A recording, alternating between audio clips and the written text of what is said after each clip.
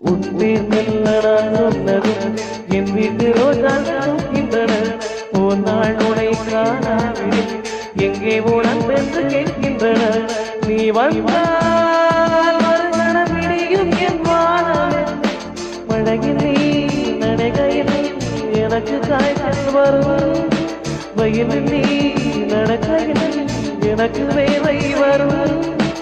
உடல்கள் தான் உணவு